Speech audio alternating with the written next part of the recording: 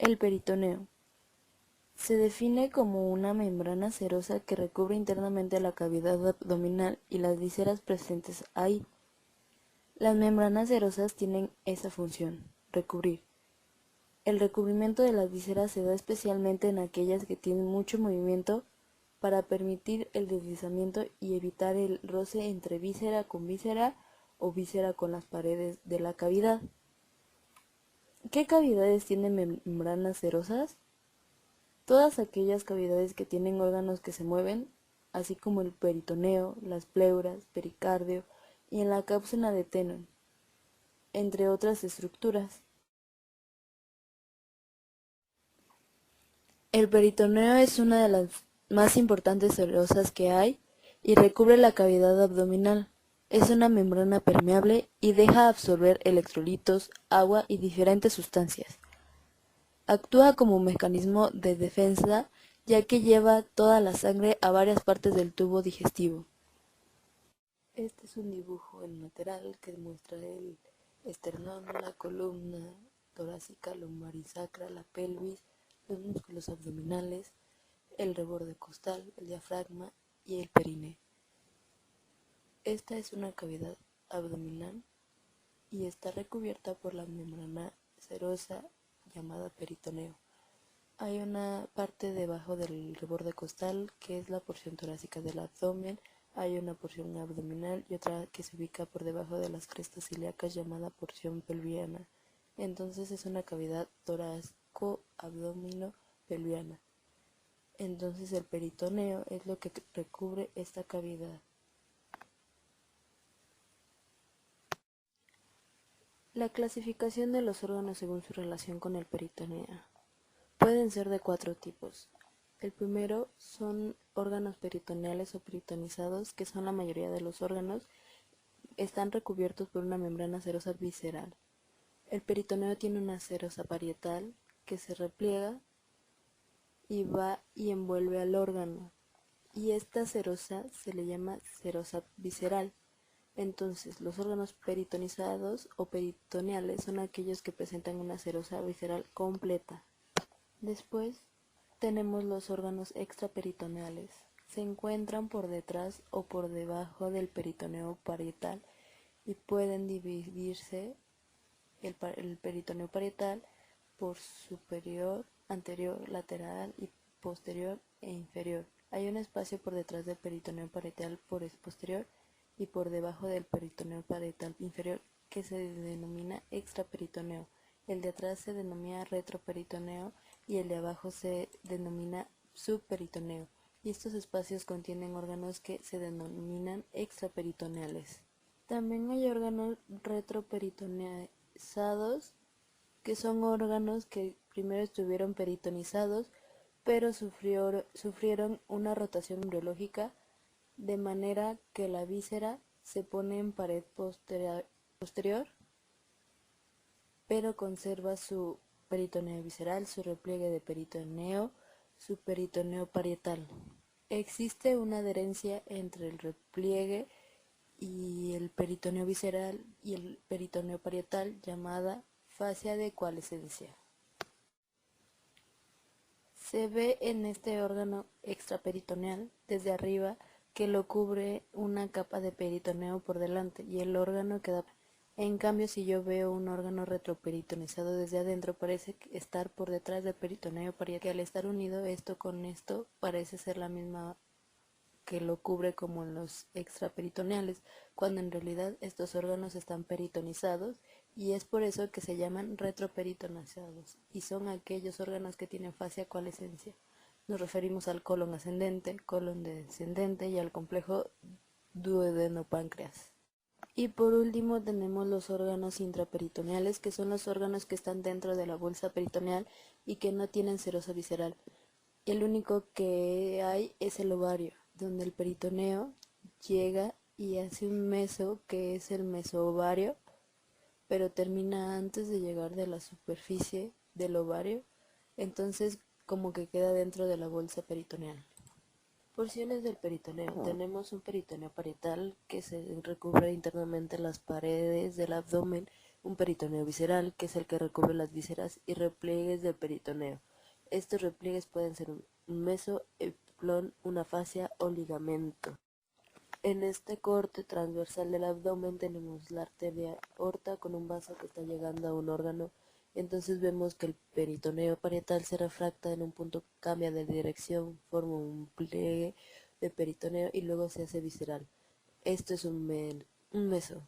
Se define un meso como un repliegue de peritoneo que une un órgano con la pared, que lleva elementos nobles como arterias y venas. Un epiplón es un repliegue de peritoneo que une dos órganos entre sí y lleva elementos nobles. Aquí se ve una arteria que va de un órgano a otro y se ve el repliegue de peritoneo. Este es un epiplón y puede ser un epiplón mayor, menor, etc. Esto es un meso. Después vemos que la fascia de coalescencia son las adherencias entre el peritoneo parietal y el visceral. Aquí se ve la fascia de coalescencia y hay 4 tipos en el cuerpo, la de Toll 1, 2 y 3 y 4.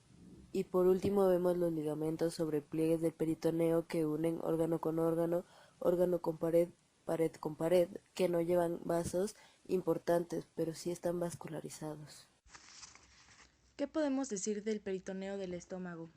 Vamos a ver que el estómago tiene dos hojas peritoneales, una descubre su cara anterior y la otra descubre su cara posterior. En este dibujo vemos un estómago visto de frente, este es su borde derecho o curvatura menor, el borde izquierdo, que es de mayor longitud o curvatura mayor, el cardias, que lo comunica con el esófago, y el píloro, que lo comunica con el duodeno. La porción vertical del estómago, cuerpo, fundus, porción horizontal, antro y píloro. Después tenemos en letra de forma de C el duodeno con sus 4 porciones. Una primera ascendente hacia arriba y hacia la derecha, o también llamada bulbo duodenal. Una segunda, una tercera y una cuarta. Recordemos que el duodeno mide 25 centímetros, que se denomina duodeno por 12 dedos. El ancho de 12 dedos se supone que cada dedo mide 2 centímetros y es la porción fija del intestino delgado. La porción móvil es el recto de Yuyonoilion, recto delgado de Yuyonoilion. Bien, a la derecha de este complejo tenemos el hígado, a la izquierda el vaso. Entonces, cuando hablamos del peritoneo del estómago, decimos que tiene una hoja anterior que lo cubre completamente y que se denomina hoja 1. Cuando sistematizamos la disposición del peritoneo, el paso supramesocolónico, este peritoneo de la cara anterior se comunica con el peritoneo de la cara posterior y se junta hacia la derecha y hacia la izquierda. Hacia la derecha se expande hacia el hígado y luego envuelve al hígado, y hacia la izquierda se expande hacia el vaso y lo envuelve. Se forma de esta manera dos repliegues del peritoneo que van a unir dos órganos entre sí, lo que se denomina epiplón.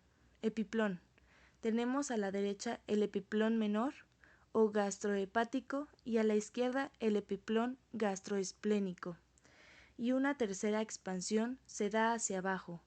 Tenemos el colon transverso y lo cubre, y cae de manera de delantal y se denomina delantal de semipiplones. El semipiplón gástrico gastrocolínico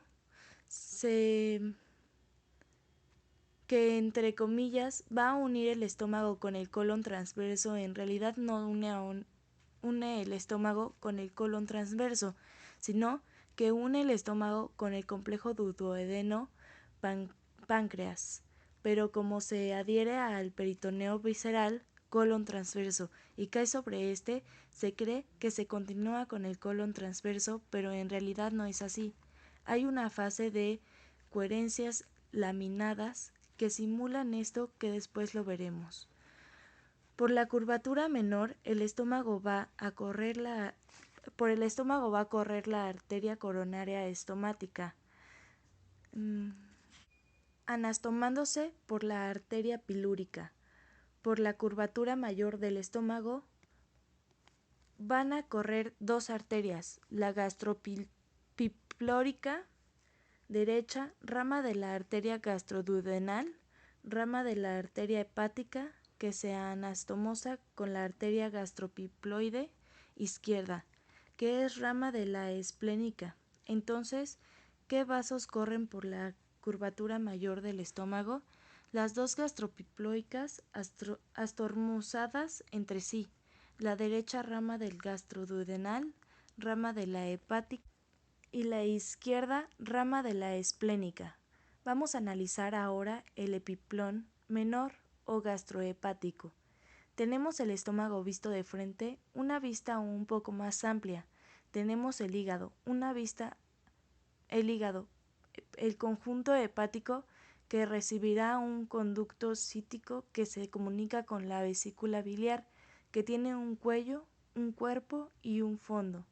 Y la cola del cuerpo continúa al hepático, pasa por detrás de la primera porción del duodeno y se va a abrir en la segunda porción del duodeno en la ampolla de Ballet, a nivel de la carúncula mayor. Tenemos la vena porta que nace por detrás de la cabeza del páncreas, la arteria aorta, y vemos que es a este nivel la arteria aorta da un vaso que se divide en tres, forma de letra Y invertida, y es el tronco ciliaco que nos da la coronaria estomática, que es la que se va a anastomosar con la pilórica, que la esplénica, arteria serpentante que corre por la cara posterior del estómago y va hacia el vaso y a la arteria hepática. Entonces el hígado llega al pedículo hepático que está formado por la vena porta hacia atrás. El conducto hepático coleico hacia adelante, hacia afuera y hacia adelante y hacia la derecha. Y la arteria hepática hacia adelante y hacia la izquierda. La arteria estomática da una rama que va al hígado que se denomina arteria hepática izquierda. Acá tendríamos este repliegue del peritoneo que está unido a dos órganos entre sí y que es el epiplón menor. Tiene un borde adherente con el estómago que continúa las dos caras u hojas peritonales anterior y posterior, que está fusionado uno que hace cuerpo en el iliepálico y se continúa con el peritoneo de la cara inferior del hígado y un borde anterior o libre y su superficie o su cara que se dividen en tres partes, una parte posterior que se denomina pars condensa, que tiene un tejido fibroso que envaina a la arteria hepática izquierda, una parte anterior denominada pars pediculada, por donde corre el pedículo hepático por el borde libre, y una pars intermedia o pars flácida que no tiene nada. Entonces las partes del epiplón menor del adelante para atrás, desde su borde libre hacia la base, la pars pediculada, donde está el pedículo hepático, la pars flácida y la pars condensa. Podemos ver la vena cava inferior con el otro vaso. Acompañando a la arteria hepática, se delimita en forma de anillo que se denomina hiato de Winslow, que va a estar delimitado hacia arriba por el lóbulo de Spingle del hígado y hacia adelante por el pedículo hepático o por el borde libre del epiplón menor, es lo mismo. Hacia atrás, la vena cava inferior y hacia abajo el bulbo duodenal.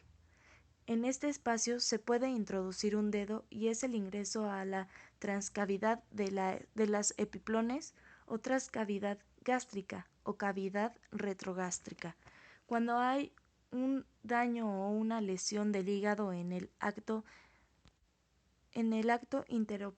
interoperatorio y no se puede coagular esa lesión, hay que hacer una sutura con un hilo especial.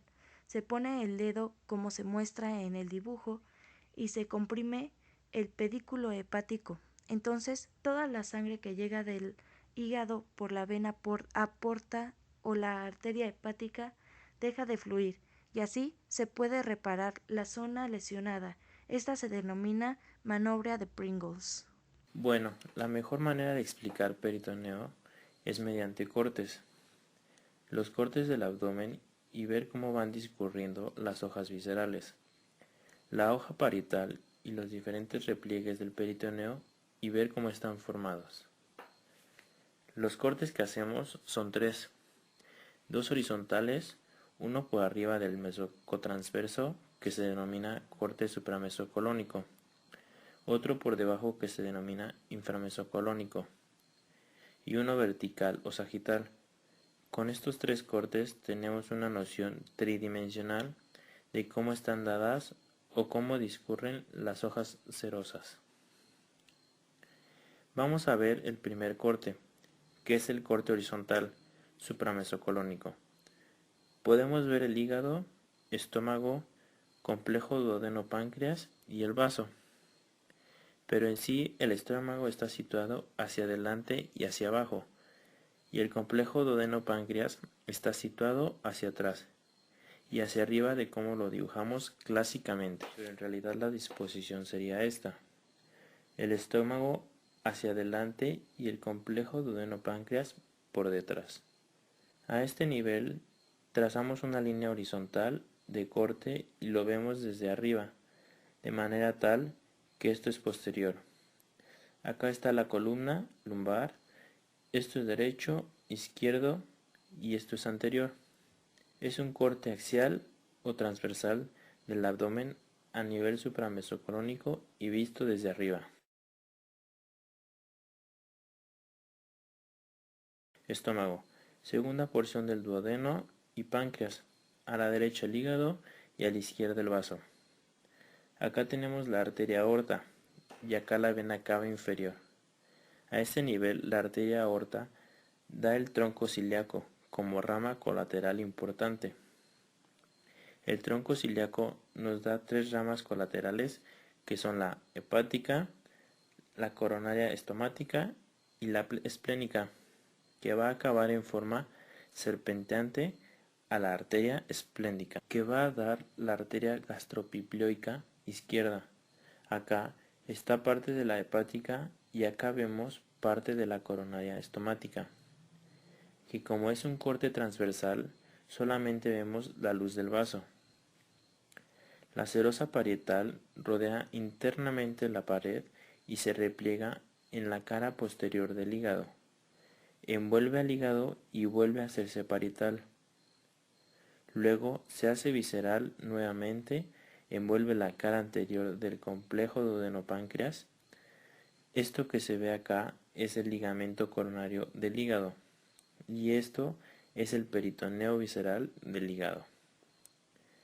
El peritoneo visceral del complejo duodenopáncreas llega hasta acá y toma la arteria gastropiploica izquierda y se va hasta la cara posterior del estómago y luego se continúa con la cara anterior y vuelve.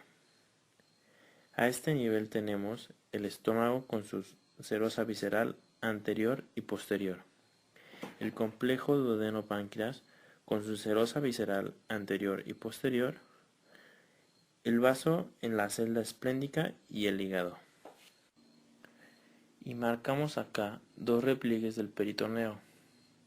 Uno, entre el complejo duodenopáncreas y el vaso, que es el epiplón pancreático espléndico que lleva la arteria espléndica, y otro que es el epiplón gastroespléndico y lleva la arteria gastropiploica izquierda.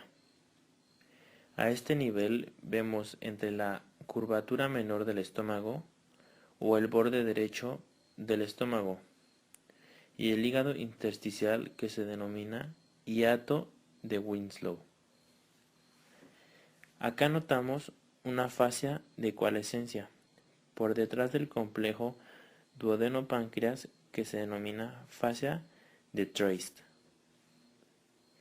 Si hacemos un corte por debajo del mesocondo transverso, vamos a ver lo siguiente. Esto es derecho, esto es izquierdo, anterior y posterior. Acá vemos la segunda y la cuarta porción del duodeno, con parte del páncreas. Los riñones, el corte es bajo, esto es retroperitoneo, la aorta, la vena cava inferior y acá vemos el complejo duodenopáncreas envuelto en su serosa visceral, que parece estar flotando, pero en realidad viene comunicándose de atrás, de lo que era el epiplón. La arteria espléndica que mandaba fibras y también viene desde arriba. El peritoneo complejo duodenopáncreas viene continuado al peritoneo del estómago, que avanza hacia la primera porción del duodeno, y después por el peritoneo parietal que recubre a la arteria espléndica. De esta manera llega como arteria espléndica, cabalga al páncreas. Acá vemos unas adelgadas y aquí la arteria mesentélica superior. Rama de la aorta que nace haciendo un compás aórtico mesentélico. Como es un corte horizontal, se ven separadas. Acá vemos la raíz del mesentelio, a nivel visceral envolviendo una asa delgada que se expande hacia el colon ascendente y lo recubre. El peritoneo del colon ascendente viene continuado al mesentelio desde el ilion distal. Esto es mesentelio, una asa delgada y colon ascendente, peritoneo parietal que en un punto se refracta y envuelve al colon descendente. Por acá correría mesocolon descendente, ramas de la arteria mesentélica inferior, que es la que irriga el colon descendente. A este nivel inframesentélico marcamos 4 fases de la coalescencia. Una que es la Cartol 1 o del colon ascendente, otra que es la de Cartol 2 o de colon descendente. La de Cartol 1, la coalescencia se expande hacia adelante del complejo duodenopáncreas y forma la fascia de Cartol 3 y se expande hacia atrás y se forma la fascia retroduodenopancreática o de Cartol 4. Estas son las 4 fascias de coalescencia que tenemos en la cavidad abdominal. Cartol 1, Cartol 2, Cartol 3 y Cartol 4.